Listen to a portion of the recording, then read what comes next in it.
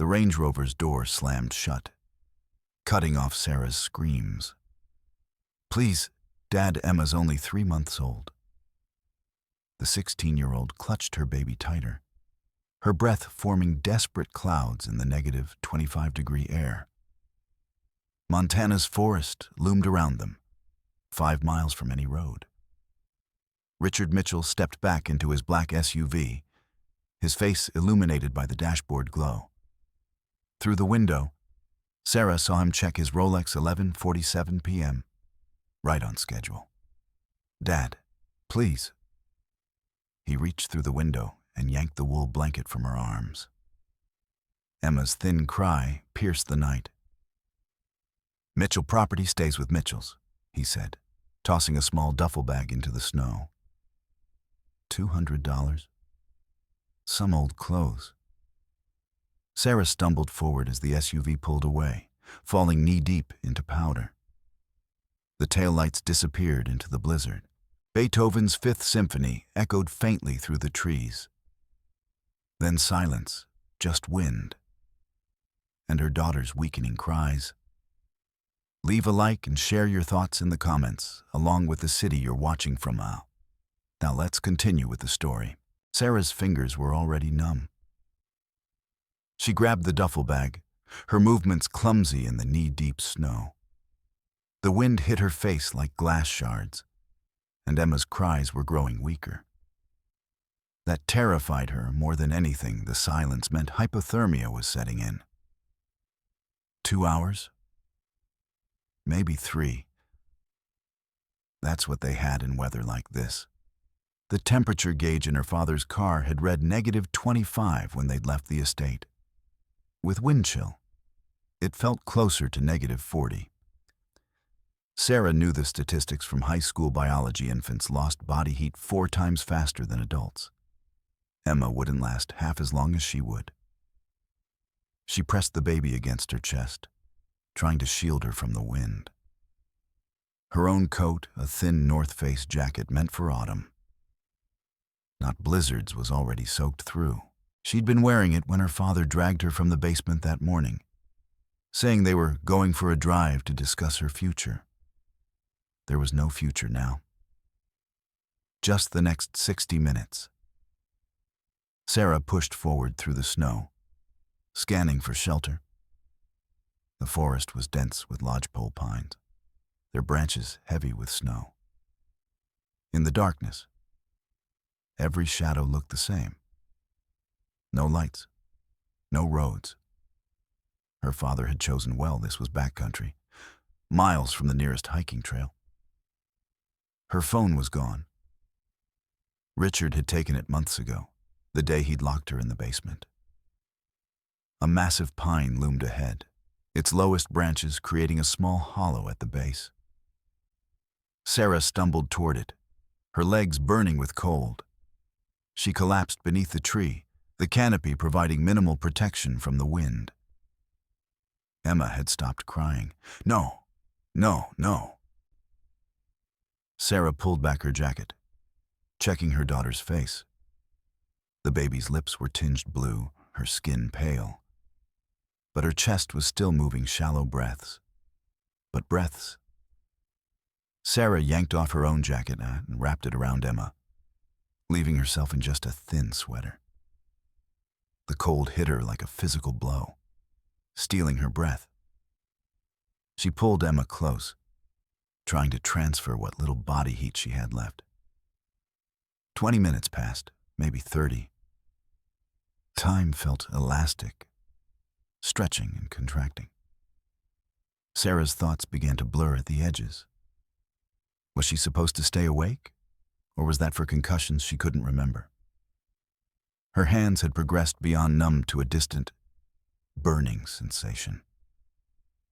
When she tried to flex her fingers, they barely responded. Stage 2 hypothermia. She'd learned about it in health class. Confusion, drowsiness, loss of fine motor control. Stage 3 meant unconsciousness. Then death. Emma stirred weakly, a small mewling sound escaping her throat. "I'm sorry," Sarah whispered, her voice cracking. "I'm so sorry, baby girl. Mommy I can't." She couldn't finish the sentence. Couldn't admit what she knew was true. They were going to die here. Her father had made sure of it. Timed it perfectly. Waited for the coldest night of January. For the blizzard the weather service had been warning about for days. He'd always been meticulous. Sarah's vision began to swim. She saw lights in the distance warm, golden lights like the windows of a house. She tried to stand, to walk toward them, but her legs wouldn't cooperate. She pitched forward into the snow. The lights weren't real. Hallucinations. Another symptom. She crawled back to the tree, dragging Emma with her. The baby felt impossibly light. Or maybe Sarah's arms had simply lost all sensation. She couldn't tell anymore. Her mind drifted to Michael, Emma's father, dead 8 months now. The car crash that had killed him had been ruled an accident. But Sarah had always wondered. Her father had never approved of their relationship. Said the Hartley boy was beneath their station. When Sarah discovered she was pregnant 2 months after Michael's funeral, Richard's face had turned to stone. "You've ruined everything," he'd said. "The Mitchell name doesn't survive scandals." So he'd made them disappear. Sarah's eyelids grew heavy. The cold didn't hurt anymore. That was bad, wasn't it? She was supposed to fight the drowsiness, supposed to stay alert. But God, she was so tired. A branch snapped. The sound was sharp, clear, cutting through her mental fog. Sarah's eyes flew open, her heart suddenly hammering despite the cold slowing her blood. Another snap, closer. Something was moving through the trees. Something large. Sarah's breath caught as she heard it, a low, rumbling sound, not quite a growl, not quite breathing. Something in between. She squinted into the darkness beyond the tree's canopy, searching for movement. Then she saw them. 2 eyes, glowing amber in the blackness, 15 feet away, watching. Her arms tightened around Emma as the eyes began to move closer. The creature stepped into a shaft of moonlight, filtering through the pines. A wolf. Massive, easily 95 pounds. Standing as high as a grown man's hip. Its fur was a mix of gray, white, and black, thick enough to make it appear even larger. A jagged scar ran down over its right eye, pale against the darker fur. Sarah's breath stopped. Her arms instinctively tightened around Emma, pulling the baby flush against her chest. Every nature documentary she'd ever watched flashed through her mind. Don't run. Don't make eye contact. Make yourself look big. But she couldn't move. Couldn't do anything except watch as the wolf took another step forward. "Please," she whispered, her voice barely audible over the wind. "Please don't hurt her." She squeezed her eyes shut, waiting for the attack, for teeth, for pain. Nothing came. After several heartbeats, Sarah forced her eyes open. The wolf hadn't moved closer. Instead, it had sat down in the snow about 15 feet away, its head tilted slightly to one side, watching them. Its eyes weren't filled with hunger. They were curious, cautious, even. Emma made a small, weak sound, barely a whimper. The noise seemed to catch the wolf's attention. Its ears swiveled forward, focusing on the bundle in Sarah's arms. The wolf stood. Sarah's heart lurched. This was it. The wolf had been assessing them, deciding if they were prey. Now it would, but it didn't lunge. It simply walked closer. 1 careful step, then another. 10 feet, 8 feet, 5. Sarah could see individual snowflakes caught in its fur, could see the white vapor of its breath in the freezing air. The wolf was close enough now that she could smell it, a wild, musky scent that was nothing like the family's golden retriever back home. The wolf lowered its head, nostrils flaring as it sniffed toward Emma. No. Sarah breathed, trying to lean back, to put more distance between the predator and her baby. But the tree trunk was already pressed against her spine. There was nowhere to go. The wolf's nose came within inches of Emma's blanket-wrapped form. It inhaled deeply, its eyes half closing. Sarah's mind raced. Should she scream, try to scare it off? But if she startled it, if it saw her as a threat, the wolf lifted its head and looked directly at Sarah. For a moment, their eyes locked, hers, wide with terror and exhaustion. It's an amber so deep it seemed to glow from within. Then the wolf turned away. Sarah's breath came out in a shaky exhale. It was leaving. They'd somehow passed whatever test the wolf had been conducting. They would freeze to death instead of being eaten. But at least the wolf didn't leave. Instead, it moved in a slow circle and then lowered itself to the ground. Right there, less than 3 feet from where Sarah huddled with Emma. The wolf curled into itself, its body forming a comma shape in the snow, but its back was facing them. Facing north, where the wind howled through the trees with relentless fury. Sarah stared, not quite believing what she was seeing. The wolf had positioned itself as a windbreak, between them and the worst of the storm. Warmth began to reach her, subtle at first, then more noticeable.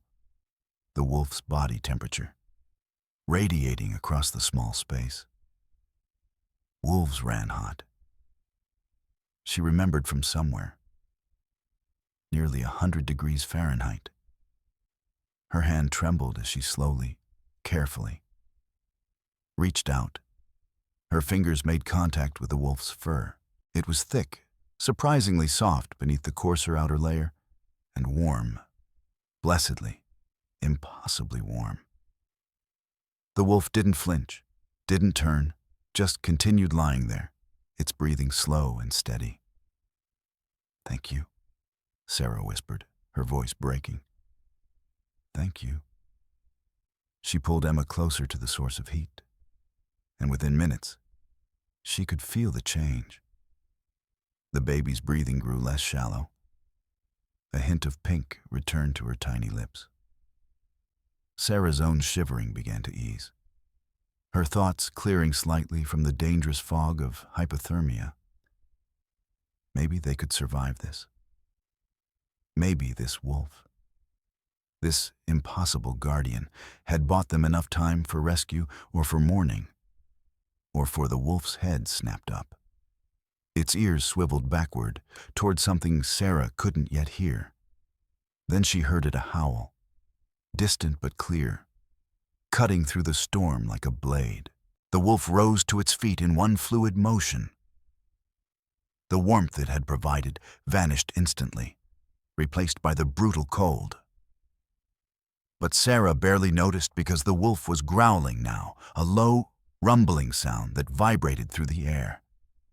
Its lips pulled back, revealing teeth that looked white as bone in the moonlight. Another howl answered the first. Then another. Closer this time. Sarah's eyes adjusted to the darkness beyond their small hollow, and her heart plummeted. 3 pairs of eyes glowed in the blackness between the trees, yellow gold, unblinking. 3 more wolves, moving toward them through the snow, and standing between Sarah and the approaching pack. Her wolf, her protector, looked suddenly very small, very alone, and very outnumbered. The 3 wolves emerged from the darkness like smoke given form. The largest led the pack, a male with fur so dark it appeared almost black. His tail was raised high, a display of dominance. Behind him came two others, another male, slightly smaller, and a female with lighter gray coloring. They moved with the coordinated precision of a family unit. Sarah's wolf, she'd already started thinking of it as hers, stood rigid between her and the approaching pack. Its hackles were raised, making it appear even larger.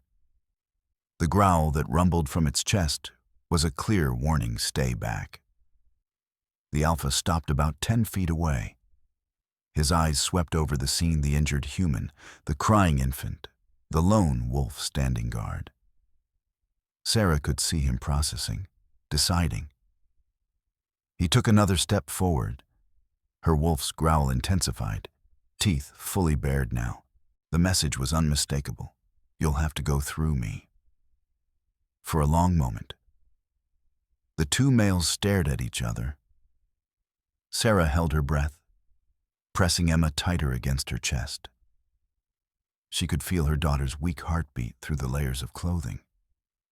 Still alive, still fighting. The alpha's nostrils flared, scenting the air.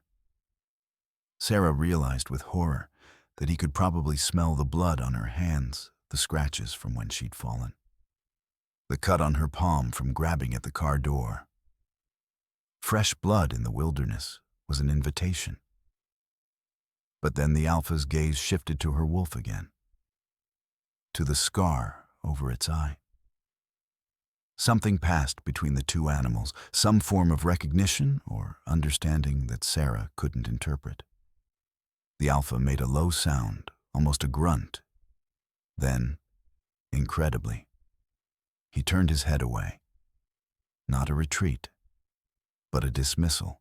Whatever he'd come to investigate wasn't worth challenging this particular wolf over.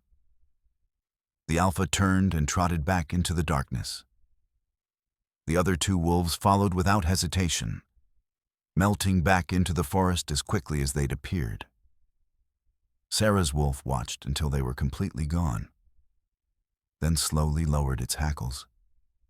It turned back to her and, to her amazement, lay down again in the same position as before, a living barrier against the wind.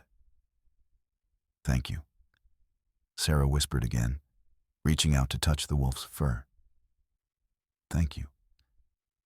For several minutes, she allowed herself to believe they might survive this. The wolf's warmth seeped back into her frozen body. Emma's breathing steadied. The immediate danger had passed. Then she noticed the sky. The snow had stopped falling. The clouds were breaking apart, revealing a black sky scattered with stars. It should have been beautiful. Instead, Sarah felt her brief hope crumble. Clear skies meant the temperature would plummet even further. She could already feel it, the air growing sharper, more vicious. The kind of cold that killed. Her thoughts were becoming sluggish again, words forming slowly in her mind like molasses. Stage 3 hypothermia. This was it. The wolf had bought them time, but not enough. Not nearly enough. She barely noticed when the wolf stood up again. It was facing west now, its whole body alert. But not aggressive, this was different. The wolf looked back at her, then toward the west again. It took several steps in that direction, then stopped and turned its head, golden eyes fixed on Sarah. "What?" she mumbled, her tongue thick in her mouth. The wolf took a few more steps, then looked back again, waiting. It wanted her to follow. Sarah tried to stand, but her legs wouldn't cooperate. She made it to her knees before her strength gave out and she pitched forward into the snow. Emma slipped from her grasp, landing in a small drift with a weak cry. The wolf moved quickly, coming back to her. It used its muzzle to nudge Sarah's shoulder, gentle but insistent. When she didn't respond, it nudged harder. "I can't," Sarah said. the words slurring. "I can't move." But Emma was crying again, that thin, reedy sound that meant she was still alive, but fading fast. Sarah forced her arms to work, forced herself to crawl the few feet to where her daughter lay. She scooped Emma up, clutching her close. The wolf waited, then started walking west again. This time it moved slowly, stopping every few yards to look back. Sarah followed on her hands and knees, dragging Emma with her. Each movement was agony. Each meter felt like a mile. But she kept going because the alternative was lying down and never getting up. She didn't know how long they traveled. Time had lost all meaning. But eventually, she saw it, a thin column of smoke rising above the trees, and below it, barely visible through the pines, the faint glow of a light. A house, a cabin, shelter. Sarah's heart surged with hope. She tried to move faster, but her body had nothing left to give. She collapsed again, face down in the snow. The wolf was beside her immediately, nudging, pushing, trying to get her to move. But she couldn't. She was done. Then she heard it, a sharp crack that echoed through the trees, a gunshot. "Who's there?" A man's voice, rough with age but strong. "Show yourself," Sarah tried to call out, but her voice wouldn't work. The wolf stepped back, disappearing into the shadows, as if it had never been there at all. Heavy footsteps crunched through the snow. A bright beam of light swept across the clearing, then stopped on Sarah's crumpled form. Dear God. The light moved closer, and she could make out a figure, an older man in a heavy coat, a hunting rifle in one hand and a flashlight in the other. He dropped to his knees beside her, setting the rifle aside. "I've got you. I've got you. Child." His hands were already moving, checking her pulse, pulling off his own thick sheepskin coat to wrap around her shaking form. "Can you hear me? How many are with you?" Sarah managed to move her arm, revealing Emma bundled against her chest. The man's intake of breath was sharp. Jesus, Mary, and Joseph, a baby. Okay. We need to move fast. He scooped Emma into one arm and helped Sarah to her feet with the other, taking most of her weight. "My cabin's just ahead, 200 yards. Can you make it?" Sarah nodded, though she wasn't sure it was true. As the man half carried her through the trees, she looked back over her shoulder, searching for the wolf. For a moment, she thought she saw it, a shadow among shadows, two amber eyes watching from the darkness. Then it was gone. The cabin appeared through the trees, warm light spilling from its windows like a promise. The man kicked open the door and brought them inside, the heat hitting Sarah like a physical force. "Stay with me now," the man was saying as he laid Emma on a rug near the wood stove and began checking her vital signs. "My name's Thomas Whitaker. You're safe now. You're safe." But as Sarah's vision began to blur, as exhaustion and hypothermia finally claimed her, she saw Thomas glance toward the window. His weathered face went still. "I'll be damned," he murmured, so quietly Sarah almost didn't hear it. "That wolf, I know that wolf." His eyes narrowed, and in his expression, Sarah saw something that sent a chill through her that had nothing to do with the cold. Recognition, and underneath it, something darker. Suspicion. Sarah woke 2 days later in Thomas Whitaker's spare bedroom, sunlight streaming through gingham curtains. Emma lay in a handmade cradle beside the bed, pink-cheeked and breathing steadily. Margaret Hayes, the local physician, sat in a rocking chair nearby, knitting. "Welcome back," the doctor said with a gentle smile. "You gave us quite a scare." The next hours passed in a blur of examinations and warm soup. Thomas hovered nearby, his weathered face creased with concern. When Sarah was strong enough to sit up, he pulled a chair close to the bed. "I need you to tell me what happened," he said quietly. "The truth."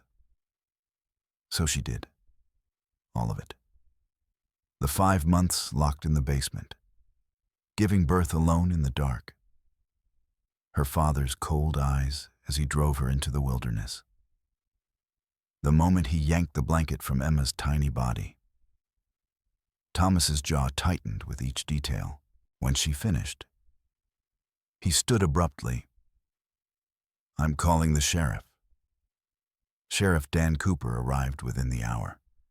A solid man in his 50s with kind eyes and a no-nonsense demeanor.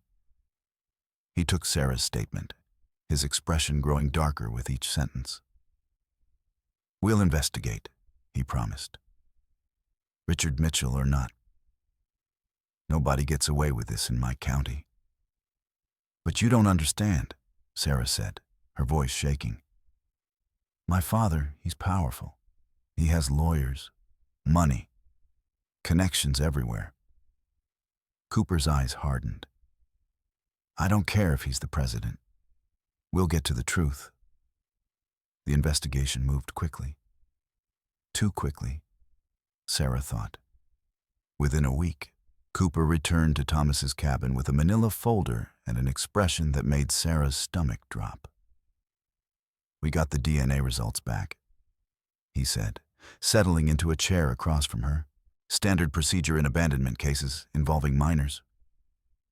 Sarah nodded, confused. "Okay." Cooper opened the folder.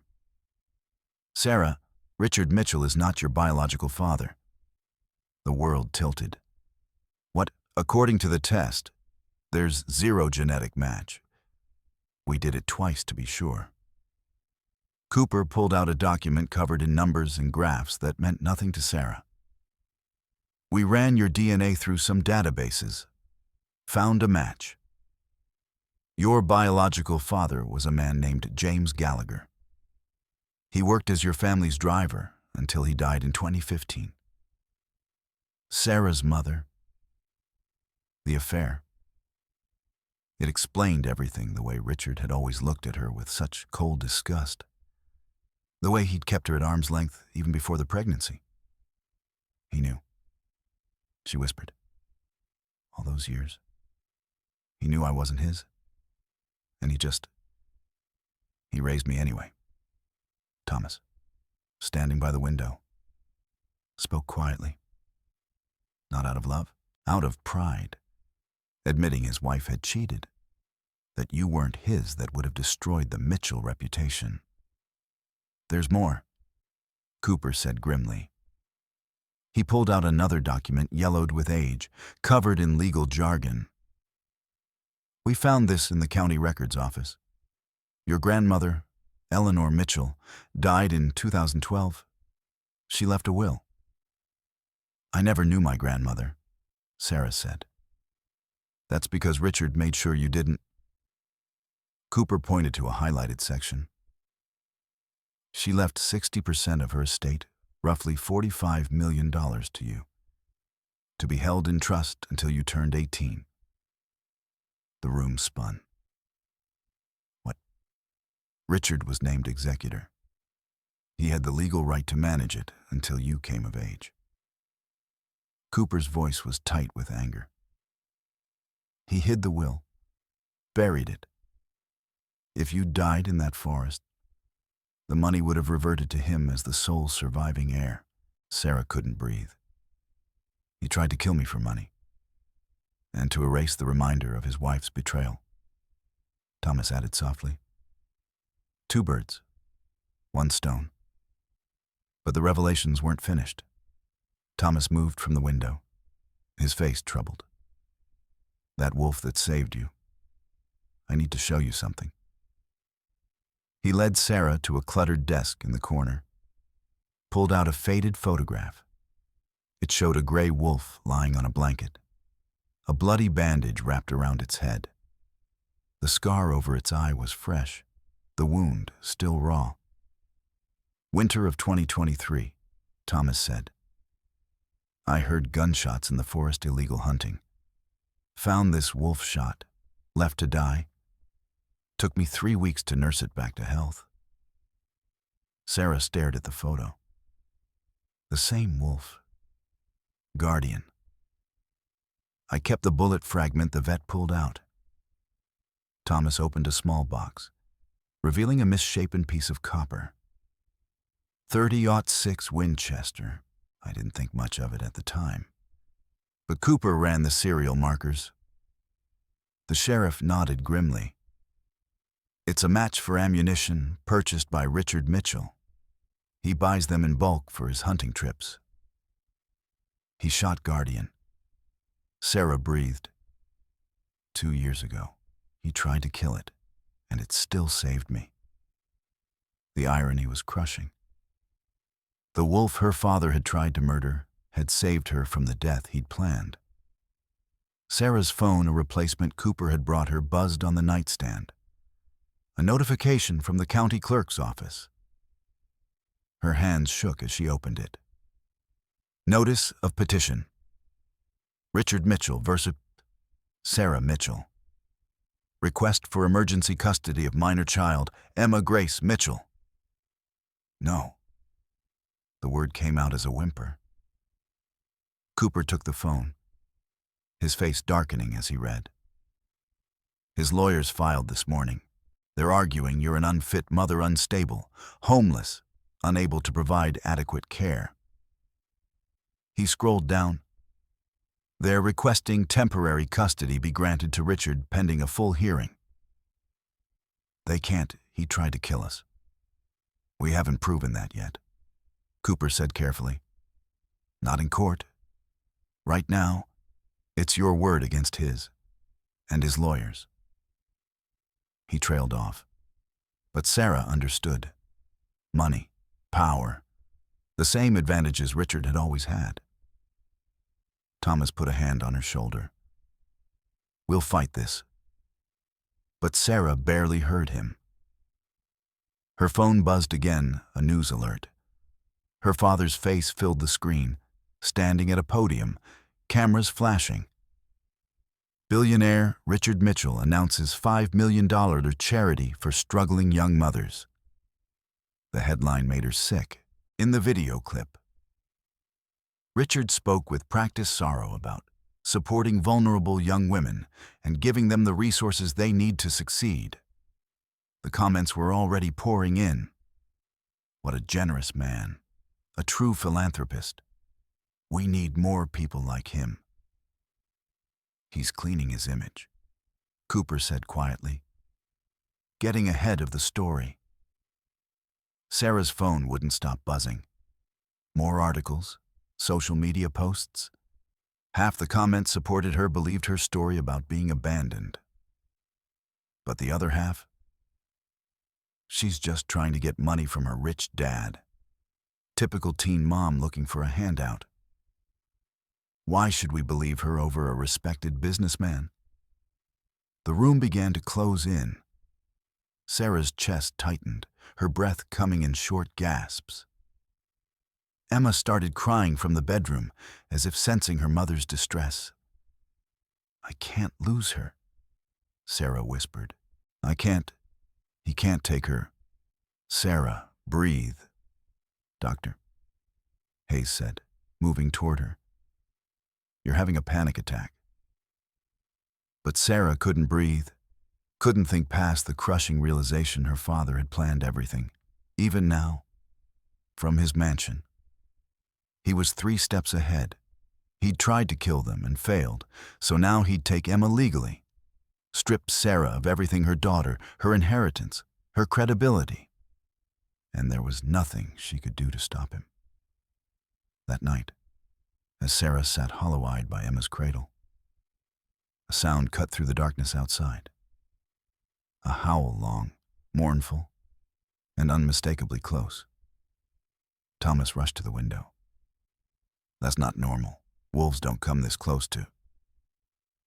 He stopped, his face draining of color. Guardian stood at the edge of the clearing, illuminated by moonlight. But the wolf wasn't alone. Behind it, the trees were moving, shadows shifting. "What is it?" Sarah asked, joining him at the window. Thomas grabbed his rifle from above the door, his hands shaking. "Those aren't wolves." Sarah squinted into the darkness and saw them human shapes, moving deliberately through the forest. 4, maybe 5 of them, carrying something. Guardian howled again, a warning this time, urgent and afraid. The shadows stopped at the tree line. One of them raised an arm. Something glinted in the moonlight. A camera. They were being photographed. Thomas's phone rang, shattering the silence. He answered, listened for 5 seconds. Then his face went gray. "They're reporters," he said numbly. "Someone leaked your location. They're coming for a story." But it wasn't reporters that made Sarah's blood turn to ice. It was what Thomas said next, his voice barely a whisper, and Sarah, "Your father's lawyers just filed an emergency motion. The hearing is tomorrow. If we don't prove your case in court by 5 p.m., they're taking Emma into state custody pending Richard's petition. Tomorrow. 12 hours to save her daughter." Sarah sank to the floor. Emma clutched to her chest, and for the first time since that night in the snow, she truly understood. She was going to lose everything. The preliminary hearing took place in a courtroom that smelled of old wood and newer desperation. Sarah sat at the defendant's table, though she wasn't technically the defendant. It felt that way. Emma was with Dr. Hayes in the waiting room, deemed too young for court proceedings. Sarah's arms felt empty without her. Across the aisle, Richard Mitchell sat flanked by 5 attorneys in tailored suits. He didn't look at Sarah once, just stared straight ahead, his face a mask of dignified sorrow. Judge Patricia Carmichael, a woman in her 60s with steel-gray hair, surveyed the courtroom. "Ms. Mitchell, you're claiming your father abandoned you and your infant daughter in sub-zero temperatures with intent to cause death.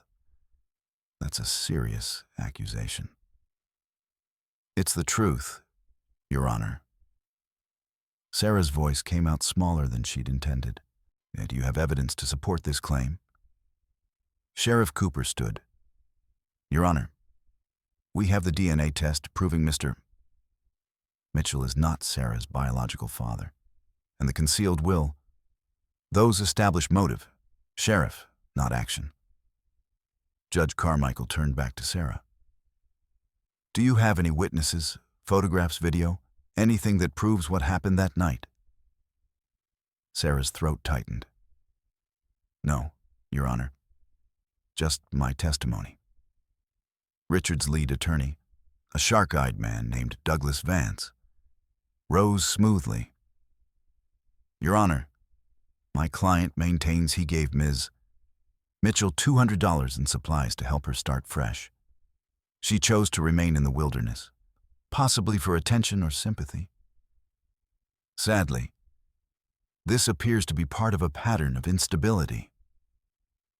"Instability." Sarah's voice cracked.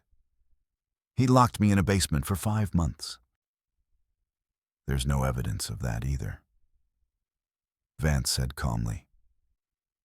"No medical records, no police reports filed at the time. Just accusations from a troubled teenager who, let's be frank, is facing the challenges of young single motherhood and looking for someone to blame." The courtroom erupted in murmurs. Sarah saw faces in the gallery, some sympathetic, others skeptical. The reporters in the back row scribbled frantically. Judge Carmichael banged her gavel. Order. Over the next hour, Sarah watched her life dissected. Vance painted her as dramatic, unstable, possibly suffering from postpartum depression that caused delusions. He noted her lack of prenatal care, her isolation during pregnancy, her complete dependence on strangers like Thomas. When it was Sarah's turn to testify, she told the truth, every word of it, but without evidence. It sounded exactly like Vance had suggested a desperate story from a scared girl. And this wolf that supposedly saved you, Vance said during cross-examination, his tone dripping with condescension. Did anyone else see it? Thomas saw it. At the edge of the clearing, Mr. Whitaker saw a wolf in the woods of Montana, hardly remarkable. Vance smiled thinly. Did this magical wolf leave any other proof of its heroism? The gallery tittered. Sarah's face burned. The hearing concluded with Judge Carmichael's grim pronouncement. I'm ordering a home evaluation by Child Protective Services, Ms. Mitchell. You have 2 weeks to demonstrate stable living conditions suitable for an infant. If the evaluation is unsatisfactory, I'll grant temporary custody to Mr. Mitchell pending a full trial. 2 weeks, 14 days to prove she could be a mother when she had nothing, no home of her own, no income, no proof of anything she'd claimed. The CPS caseworker arrived at Thomas's cabin the next morning. Catherine Reeves was professional but thorough, her clipboard filling with notes as she examined the small space.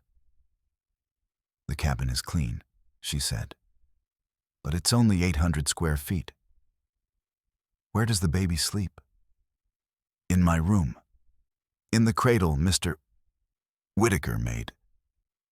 Sarah tried to keep her voice steady. And this is a permanent arrangement.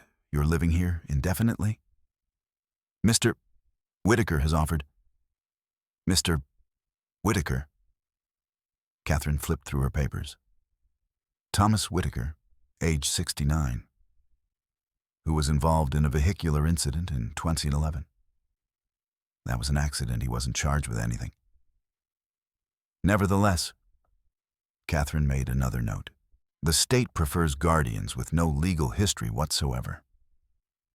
After she left, Sarah found Thomas in his workshop, staring at a half-finished rocking chair.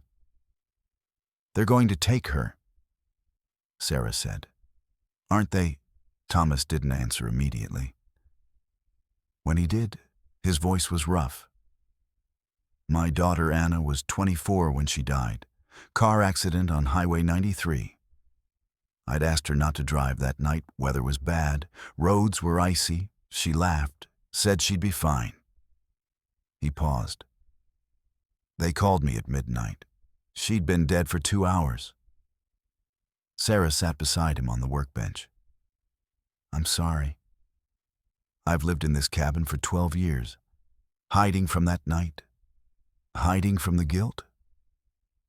Thomas looked at her directly. When I found you and Emma in the snow, it was like Anna had sent you to me. A second chance. They're going to take that chance away. Not if we fight. But the attacks kept coming. That afternoon, local news ran a story, Teen Mom's Wild Claims Cry for Help or Manipulation. Online comments were vicious.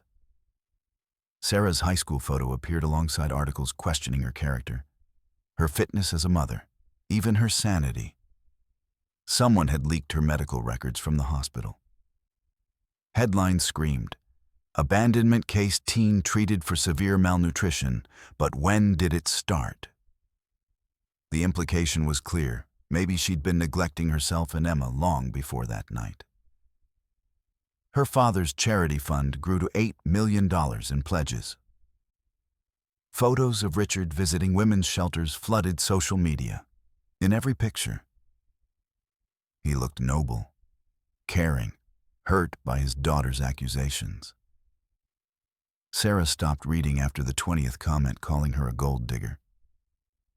That night, she packed a duffel bag, just the essentials: diapers, formula, 2 changes of clothes for Emma, the $200 her father had given her that she'd somehow never spent. Thomas found her in the bedroom at 2 a.m. "What are you doing? I can't lose her." Sarah's hands shook as she folded a tiny onesie. "If we leave now, before the evaluation Montana's big, we could disappear, change our names. They'd never find us." "Sarah, don't try to stop me. Running makes you guilty." Thomas's voice was gentle but firm. "You run, and every headline will say you were lying all along. Emma grows up knowing her mother was a fugitive. Is that what you want?" "I want my daughter." The words tore out of her. "I want to not feel like I'm drowning every second of every day. I want..." Her voice broke. "I want my baby to be safe, and I don't know how to make that happen." She collapsed onto the bed, the duffel bag spilling its contents across the floor. Emma, sleeping in her cradle, stirred but didn't wake. Thomas sat beside Sarah. "You know what you need to prove your case. You just don't know how to get it." Sarah looked up, confused. "The wolf," Thomas said quietly. "Guardian. If it really was part of that wildlife study Dr. Cole mentioned, if it has a camera collar recording that night, we don't even know where it is. It could be anywhere in 500 square miles of forest. Or it could be close." Thomas stood, moved to the window. In the distance, barely visible in the moonlight, a shadow moved at the tree line. 2 amber eyes reflected the cabin's light. Sarah joined him, her breath catching. "It's been watching. For days now. I see it every night." "The camera," Sarah whispered. "If we could get the footage. It's a long shot. The wolf could run. The camera could be damaged or dead. And even if we find it..." Thomas met her eyes. "There's a blizzard coming tomorrow. The radio says it'll be the worst storm of the season. -30 temperatures, 0 visibility. I don't care. Sarah, you nearly died in those conditions once already. And I'll die slowly in here, watching them take Emma away." Sarah pressed her hand against the cold glass. Outside, Guardian remained motionless, watching. "That wolf saved my life. Maybe it's time I saved my own." She turned to Thomas, her jaw set with a determination born of absolute desperation. "I'm going after it. Tomorrow, before the storm hits. With or without help." Thomas studied her for a long moment. Then he nodded slowly. "Then we'd better call Dr. Cole. If we're doing this, we do it right." Sarah looked back out the window.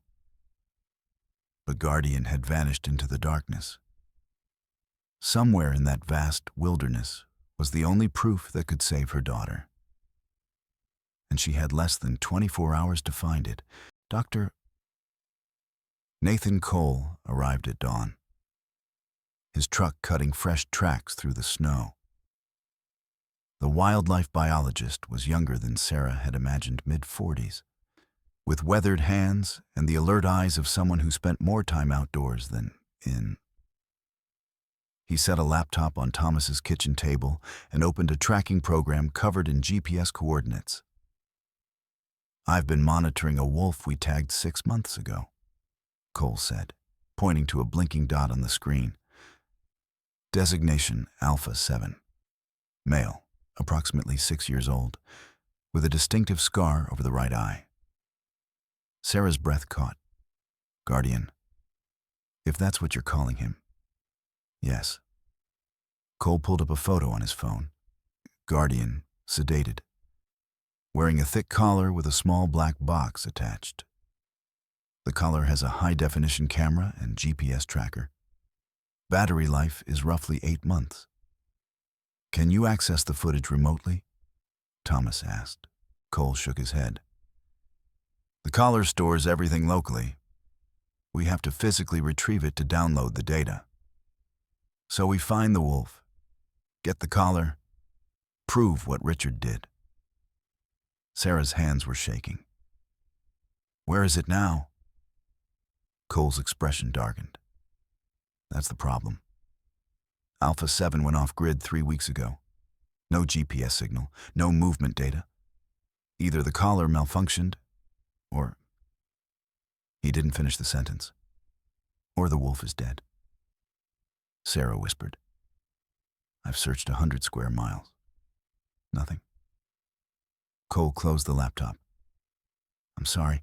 I know this was your best shot at evidence, but... A howl cut through the morning air. All 3 of them froze. The sound came again, closer, more urgent.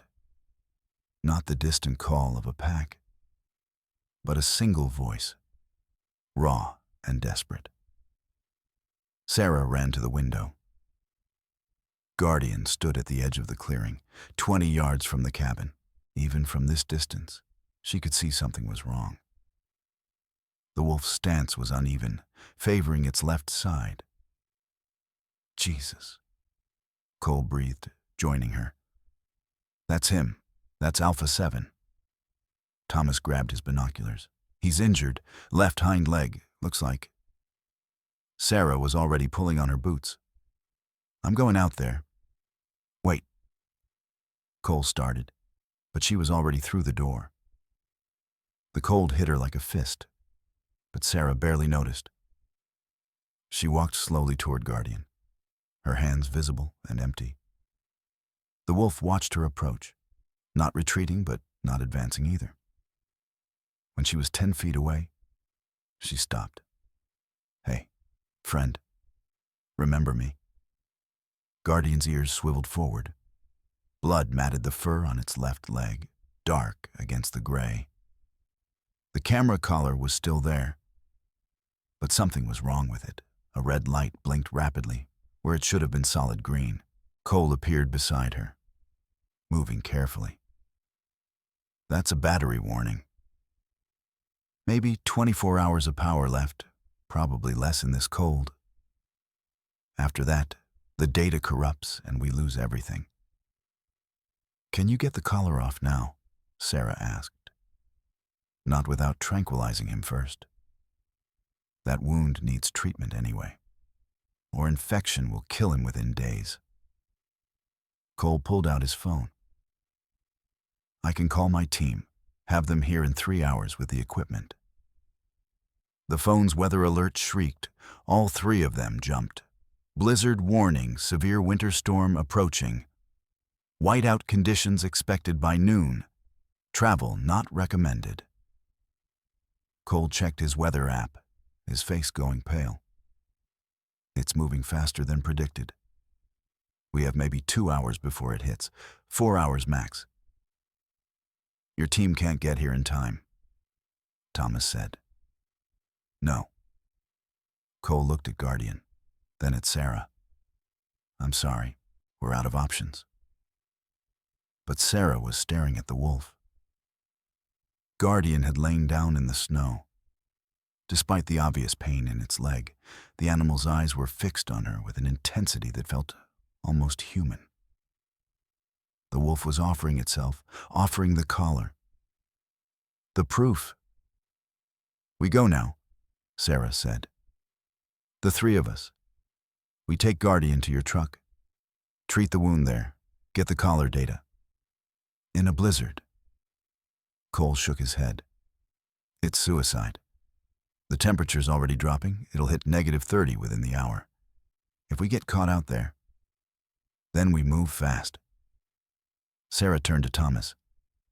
You have snowshoes, medical supplies. We can do this. Thomas's expression was conflicted. Sarah, What about Emma? The question hit like a physical blow. Emma. Still inside with Dr. Hayes, sleeping peacefully. Unaware that her mother was contemplating walking into a death trap, Sarah looked between the cabin and the wolf. 2 hours until the storm. 24 hours until the collar's battery died. 48 hours until the custody evaluation. If she stayed. She kept Emma safe, but lost the evidence. Richard would win. She'd lose her daughter forever. Watching from the sidelines as he raised Emma to believe her mother was unstable. A liar. An unfit parent. If she went, she might get the proof, or she might die trying. Leave Emma an orphan. Abandon her daughter the same way she'd accused Richard of abandoning her. I can't, Sarah whispered. I can't leave her. Guardian made a sound, not quite a whine, not quite a growl. The wolf stood, limped 3 steps toward the forest, then looked back. The message was clear: follow me, or lose everything. Cole's radio crackled. Dr. Cole, this is base. Storm's accelerating. You need to get off that mountain now. Acknowledged. Cole looked at Sarah. I'm sorry. I have to go. If I don't leave in the next 20 minutes, I won't make it down. Then go, Sarah said hollowly. Thomas put a hand on her shoulder.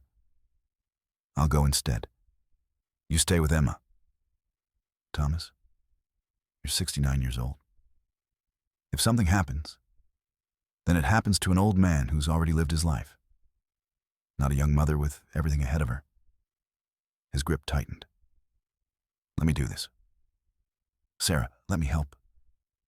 Sarah wanted to agree. Wanted to stay in the warm cabin with her daughter. Let someone else take the risk.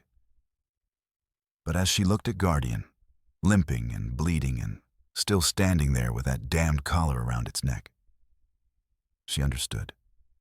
This wasn't Thomas's fight. It wasn't Cole's fight. It was hers. No, she said quietly. I'm going. Sarah, that wolf saved my life. It's hurt because it saved my life. She met Thomas's eyes. I won't ask someone else to finish what I started. She walked back to the cabin, each step feeling like wading through concrete. Inside, Dr. Hayes sat reading while Emma slept. Sarah picked up her daughter, breathed in the sweet baby smell of her, memorized the weight of her in her arms. If I don't come back, she told Dr. Hayes, her voice steady despite the tears on her cheeks. Make sure she knows I tried. Make sure she knows I loved her enough to fight. She kissed Emma's forehead, whispered, Mommy loves you, and handed her daughter to the doctor before she could change her mind. Thomas had already loaded the snowmobile with medical supplies and emergency gear. Cole was packing his laptop and tranquilizer gun. This is insane, Cole muttered. We're all going to die out there. Probably, Thomas agreed, starting the engine. But we're doing it anyway. Sarah climbed on behind Thomas, looking back one last time at the cabin. At the window where Emma slept. Guardian was already moving into the trees, leading them toward whatever waited in the wilderness. The first snowflakes began to fall as they followed the wolf into the forest. Behind them, hidden in the shadows between the pines, 4 men in hunting gear watched through rifle scopes. The largest one, a man named Jake, with cold eyes and colder ambitions, lowered his weapon and smiled. Looks like that wolf just made our job easier, he said into his radio. It's leading them straight to Raven's Gulch. His partner's voice crackled back. The canyon, Jesus. Jake, they'll be trapped in there when the storm hits. I know. Jake chambered around. And that wolf's pelt is worth $3,000. Maybe more with that fancy collar attached. He signaled his team to move out, following at a distance. In the rapidly darkening sky, storm clouds gathered like fists. The snowmobile's engine screamed as Thomas pushed it to 40 miles per hour through terrain that shouldn't be navigated at half that speed. Sarah clung to his waist, her face buried against his back to shield from the wind. Behind them, Dr. Cole followed on a second machine Thomas kept for emergencies, the tranquilizer gun strapped across his shoulders. Guardian ran ahead, a gray shadow weaving between the pines. Despite the injured leg, the wolf maintained a punishing pace, stopping only briefly to ensure they were following before disappearing into the trees again. The temperature had already dropped to -22. Sarah's exposed cheeks burned with cold despite the scarf wrapped around her face. Through the canopy, the sky had turned the color of old bruises. "How much farther?" she shouted over the engine noise. Thomas pointed ahead. "Raven's Gulch, half a mile." The canyon. Sarah had heard about it, a narrow gorge carved by ancient glaciers, walls rising 200 feet on either side. Beautiful in summer, a death trap in winter. Guardian led them down a slope that made Sarah's stomach lurch. The snowmobile's skis barely maintained traction on the icy grade.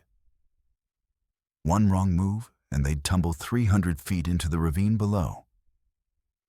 Then they were on the canyon floor, and Guardian was already disappearing into a dark opening in the rock face. "Cave!" Cole shouted, killing his engine. Natural shelter. They followed the wolf inside, and the sudden absence of wind felt like stepping into another world. The cave was larger than it appeared from outside, maybe 30 feet deep, the ceiling high enough to stand. Snow had drifted into the entrance, but the back was dry.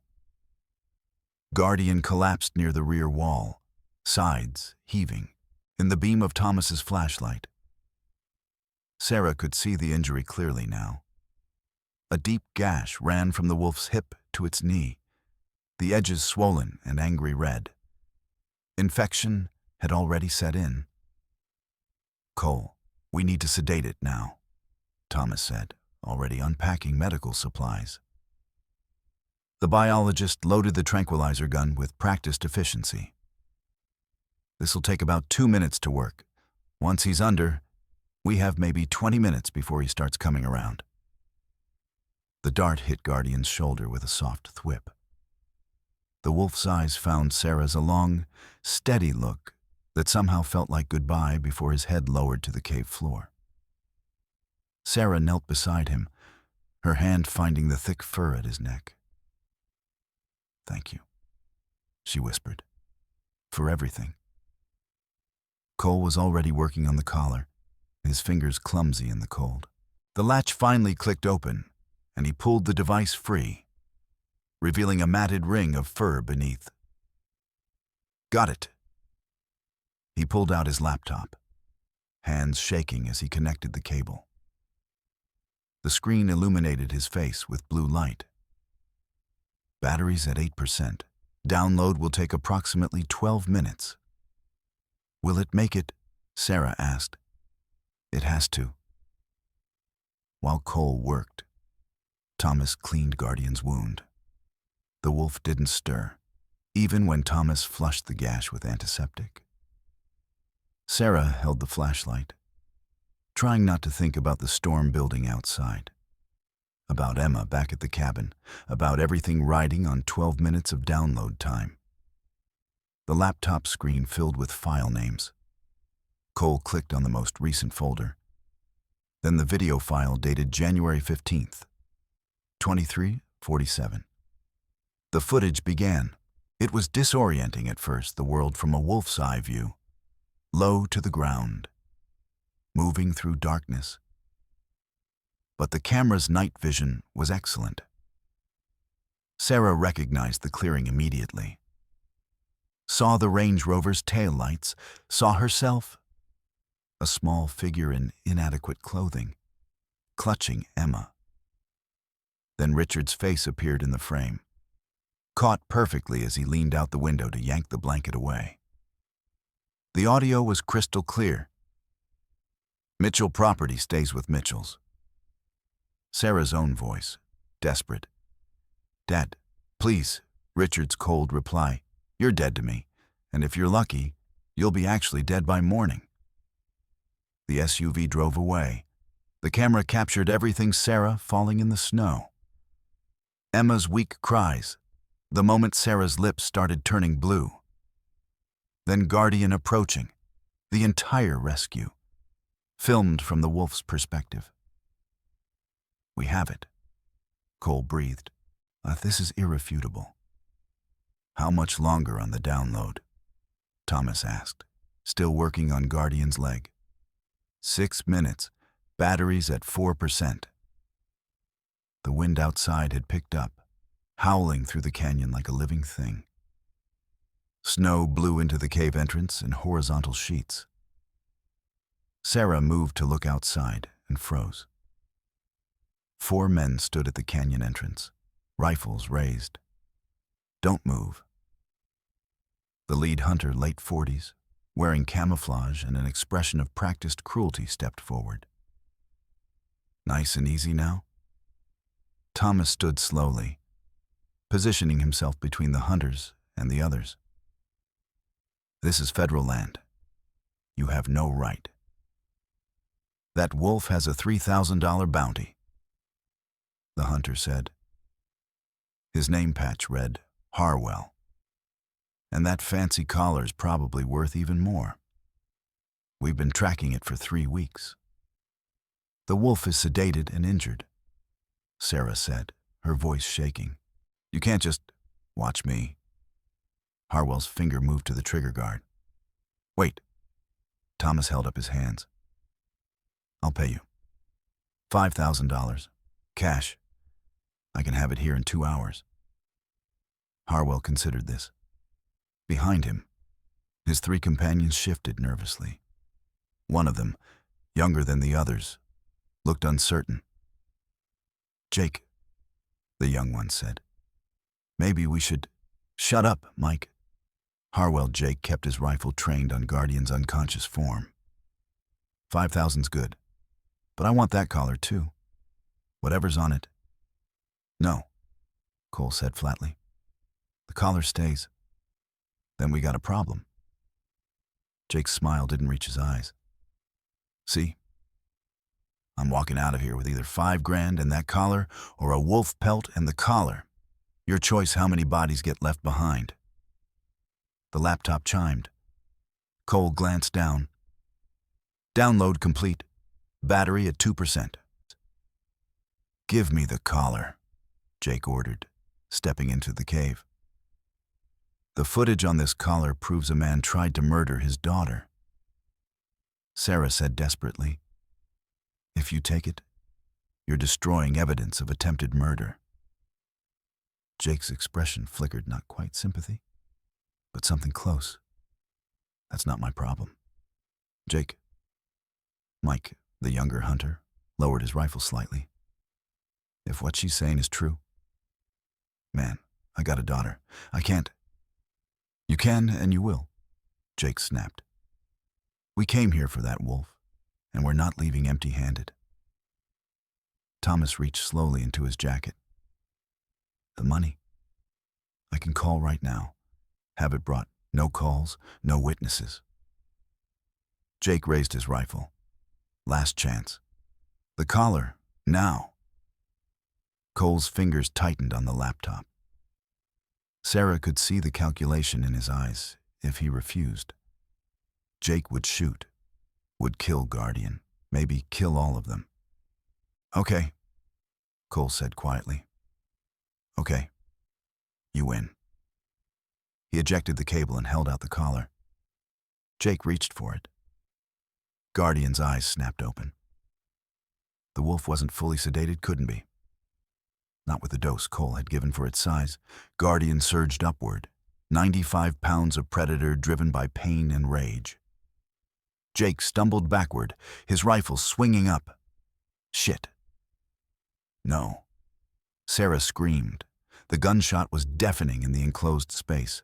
Guardian yelped a sound Sarah had never heard the wolf make, high and hurt. The animal collapsed, blood spreading across the cave floor from a wound in its right hind leg. You bastard. Thomas lunged at Jake, but the other hunters grabbed him, slamming him against the cave wall. Jake backed toward the entrance, his face pale. It was coming at me. You saw it was self-defense. You shot a sedated animal, Cole shouted. Screw this. Jake turned to his men. We're leaving. This is too hot. Mike hesitated, looking at Guardian bleeding on the ground, then at Sarah's stricken face. Jake, we can't just move now. The hunters fled into the storm. Sarah dropped to her knees beside Guardian. Blood pulsed from the wound in arterial spurts. Jake's bullet had hit something major. The wolf's breathing was rapid and shallow, eyes glazing. No, no, no. Sarah pressed her hands against the wound, trying to stop the bleeding. But it poured between her fingers. Thomas helped. Thomas was already there with bandages, but his face told Sarah everything she needed to know. The femoral artery, even if we had a surgical suite. Don't say it. Sarah's voice broke. Don't you dare say we can't save him. Guardian's eyes found hers. The wolf's breathing was slowing, each exhale weaker than the last. Please, Sarah whispered, her tears falling onto Guardian's fur. Please don't die. You saved me. Let me save you. The laptop chimed again, battery critical, shutting down, outside. The blizzard had arrived in full force. The temperature was dropping by the minute. And Guardian, the wolf who had stood between Sarah and death, was bleeding out in her arms. Cole grabbed his radio. This is Dr. Cole. Emergency signal. I need airlift to Raven's Gulch. Coordinates, static. The storm was jamming all signals. They were trapped in a canyon, in a blizzard, with a dying wolf and no way to call for help. Thomas met Sarah's eyes over Guardian's body. The nearest veterinary hospital is 45 minutes away. In this storm, in this cold. He didn't finish. Didn't need to. Sarah looked down at Guardian, at the amber eyes that had watched over her in the snow, that had led her to safety, that had given her the evidence to save her daughter. The wolf's chest rose, fell, rose again, weaker. And Sarah realized she had one impossible choice left to make. Sarah made her decision in the space of a heartbeat. We take him with us. Now. Sarah, he's too heavy. The storm, Thomas began. I don't care. She was already wrapping Guardian's wound with every bandage they had, her hands slick with blood. We didn't come this far to let him die in a cave. Cole looked out at the white wind conditions, then back at Guardian. Something shifted in his expression, resignation giving way to determination. The snowmobiles. We strap him between them like a stretcher. It took 8 precious minutes to rig the system using emergency blankets and climbing rope. Guardian remained unconscious. His breathing so shallow, Sarah had to press her ear to his chest to confirm he was still alive. The battery showed 1% when Cole saved the video file to 3 different drives. The journey back was hell. Visibility was 0. The temperature had plummeted to -31. Thomas navigated by GPS and instinct, following their earlier tracks before they vanished completely under fresh snow. Sarah rode with one hand, gripping the snowmobile. The other pressed against Guardian's makeshift bandage, feeling his blood soak through despite her pressure. Twice the wolf stopped breathing. Twice Sarah pounded on his chest, screaming at him to stay alive until his lungs hitched and started again. When Thomas's cabin appeared through the white curtain, Sarah sobbed with relief. Dr. Hayes had called ahead. Dr. Amanda Ross, the veterinary surgeon from Whitefish, was waiting with a mobile surgical unit she'd somehow driven through the storm. The woman took one look at Guardian and went into clinical mode. Gunshot wound to the femoral artery, severe blood loss, hypothermia. Her hands moved with swift precision. Get him inside.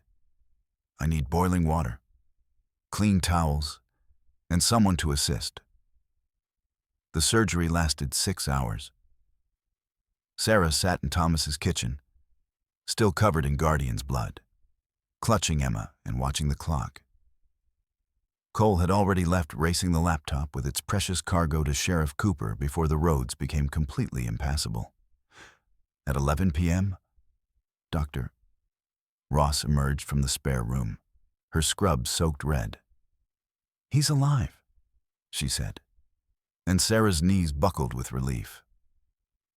But I had to amputate the right hind leg. The damage was too extensive, and infection had already set in. I'm sorry. Will he survive? The next 24 hours are critical, but he's a fighter. Dr. Ross managed a tired smile. Strongest will to live I've ever seen in an animal. Sarah was allowed in to see him at midnight. Guardian lay on Thomas's bed, bandaged and breathing steadily. The place where his leg had been wrapped in clean white gauze. His eyes were closed, but when Sarah touched his head, his tail gave one weak thump. You're not going back to the wild? Sarah whispered. But I promise you'll never be caged. The emergency custody hearing was postponed 48 hours due to the storm. When court reconvened, the gallery was packed. Word had spread. News vans lined the courthouse steps despite the snow still falling. Sheriff Cooper stood before Judge Carmichael. Your Honor, new evidence has come to light. The video played on the courtroom's large screen. Richard's face caught perfectly in night vision. His voice cold and clear. You're dead to me? And if you're lucky, you'll be actually dead by morning. The footage showed everything. Sarah falling in the snow. Emma's weakening cries. The moment Richard checked his rearview mirror one last time before driving away. Beethoven's symphony still audible in the audio feed. The gallery erupted. Someone shouted. Monster Judge Carmichael's gavel couldn't restore order. Richard sat frozen, his expensive suit suddenly looking like a costume. His attorneys huddled, whispering frantically. Your Honor. Douglas Vance stood, his composure cracking. We'd like to request a recess to review. Denied. Judge Carmichael's voice could have cut steel. Mr. Mitchell, stand. Richard rose on unsteady legs. The evidence before this court is irrefutable. You abandoned your 16-year-old daughter and her infant child in sub-zero temperatures with intent to cause their deaths. The judge's hands shook with barely contained fury. You concealed a will, defrauded an estate, and lied to this court. Sheriff Cooper, place Mr. Mitchell under arrest. The handcuffs clicked around Richard's wrists. As he was led past Sarah, he finally looked at her. His face had aged a decade in 2 days. I should have... He started. You should have been a father. Sarah said quietly. But you never learned how. The formal sentencing came 2 weeks later. 8 years for child endangerment, 2 years for fraud, to be served concurrently, $50,000 in fines, and a court order transferring the $45 million inheritance to Sarah. Effective immediately. But it was the final part of the sentence that made Sarah's throat tight. Richard Mitchell is hereby permanently barred from any contact with Sarah Mitchell or Emma Grace Mitchell. Supervised visitation rights are denied in perpetuity. Emma would never know her grandfather. Would grow up knowing only that a wealthy man had once tried to kill her mother, and that a wolf had saved them both. The media circus that followed was overwhelming. Teen Saved by Hero Wolf ran on every major network. Donations poured into Thomas's cabin money, supplies, offers of housing. But Sarah's favorite letter came from a conservation organization in Wyoming, a proposal to help her build something permanent. 6 months later, on a clear summer morning, Sarah stood at the entrance of the Guardian Wildlife Sanctuary. 100 acres of protected forest, a state-of-the-art veterinary clinic, housing for injured wildlife, and at its center, a large, naturalistic enclosure, not a cage, but a territory, complete with forest, a stream, and enough space for a 3-legged wolf to run. Guardian had regained his strength, adapted to his disability with remarkable resilience. He couldn't return to the wild, couldn't hunt, couldn't defend himself against other predators. But here, he had freedom, dignity. Sarah visited him every morning. Emma, now 10 months old, would watch from her stroller, clapping her hands as Guardian trotted over to the fence.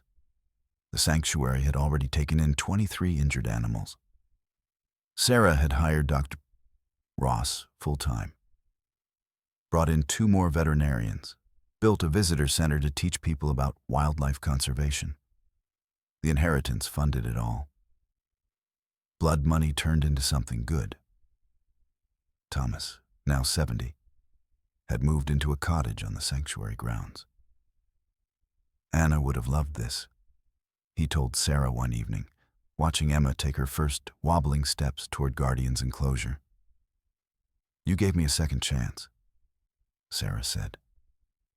"Let me give you one too. 3 years after that night in the snow." Sarah received a letter from the state prison. Richard had terminal liver cancer. 6 months to live. He wanted to see her. Sarah drove to the prison alone, leaving Emma with Thomas. The man who walked into the visiting room bore little resemblance to the billionaire who'd abandoned her. Richard was gaunt, gray, diminished. "I don't expect forgiveness," he said without preamble. His voice was rough, weakened by illness. "Good. Because I'm not here to give it." "Then why come?" Sarah thought about the question. About Guardian, who'd had every reason to fear humans after being shot but had saved her anyway. About Thomas, who'd lost everything but found the strength to open his heart again. About Emma, sleeping peacefully each night, unaware of the darkness that had nearly claimed her, because holding on to hate was killing me.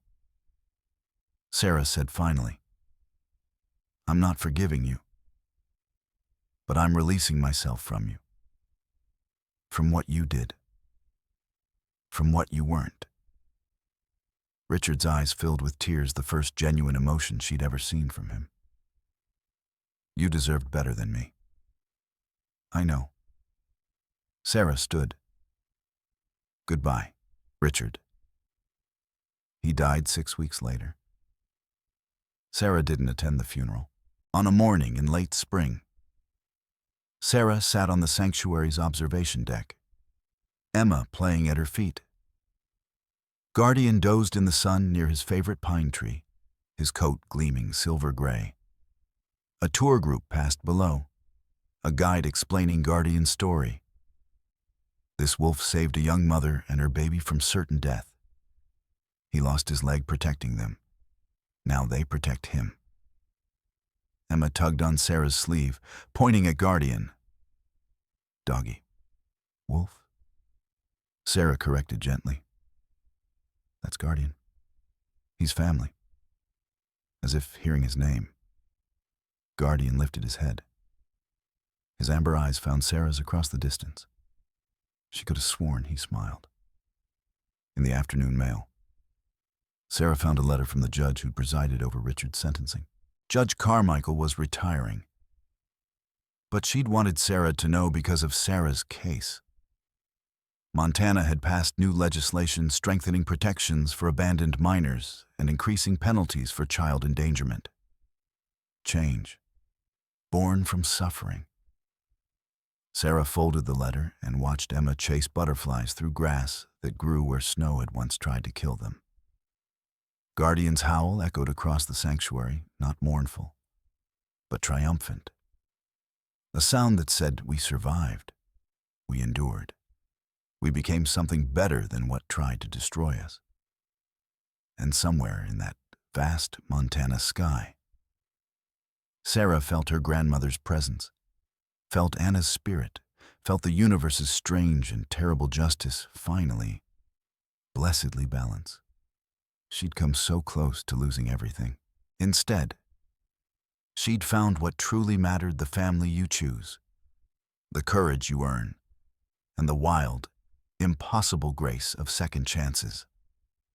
5 years have passed since that frozen night in the Montana wilderness. Sarah is 21 now, a college graduate studying wildlife biology. Emma is 5, healthy and happy, with no memory of the cold that nearly claimed her. Thomas, at 74, still tends the sanctuary gardens every morning. And Guardian, now 10 years old, greets visitors with the dignified patience of someone who understands he's become a symbol. The sanctuary welcomes 50,000 visitors annually. School children learn that family isn't defined by blood, but by who stands beside you when everything falls apart. That gratitude isn't just words, but action. Sarah's entire life now dedicated to protecting the creatures that cannot protect themselves. She keeps one photograph on her desk, Guardian, in the snow, amber eyes glowing. The moment before he chose to save a stranger's life instead of preserving his own safety. Beneath it, a quote she wrote, "Loyalty asks nothing in return. Love gives without keeping score." And sometimes, the family that saves you walks on 4 legs. The greatest injustices often reveal the deepest truths about human character and about the unexpected places we find grace. Now I ask you, have you ever been abandoned or betrayed by someone who was supposed to protect you? How did you find the strength to survive?